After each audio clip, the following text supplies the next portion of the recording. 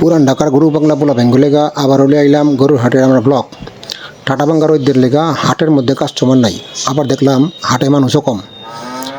যাই হোক, গরুর হাটে পোলাপান না দেখলে ভালো লাগে না, আর গরু হাট মনে হয় না যজ্ঞা পোলাপান। তোমরা গরু পাগলা হও, মাকার পাগলা গরুর আশেপাশে কম যাইবা। পাগলা গরু দেখতে দূরের থেকেই ভালো লাগে, সামনে গেলে বুকের ভিতর ধরফর করে।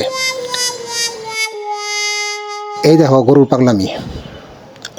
আবার বহুত মানুষেরা তো পাগলা গরু কিনতেই পছন্দ করে। এই দেখো দুইটা গরু যে পাগলামি শুরু করছে। মনে হইল কি আমার ছাত্র ইয়াস আর আইমানের মতো মারামারি করতেছে। হুনো, পাগলা গরু কিনবা গেলে গরুর লেগা হেলমেট কিনা লইয়া যাইবা। ভালো কথা, হেলমেট যদিও বানাই লও, গরুর লেগা জুতা কিনবা নাকি? চিন্তা করো তো, গরুর যদি জুতা পিনতো কেমন লাগতো। আচ্ছা ভালো কথা, জুতা নাইলে বানাইলা, গরুর জুতাটা পিন দেইব কাটা? এটা তো চিন্তার কথা। তাইলে ব্যাপারী করে কইতে হইব জুতা আর হেলমেট পিন্ধাই দেন। তাইলে অনলাইন ব্যবসায়ীর একটা নয়া চিন্তা করেন, আপনার একটা পেজ খুলে হালান যেখানে গরুর জুতা আর হেলমেটের বেচা কিনা হইব। কোরবানিদের ভালো ব্যবসা হইব।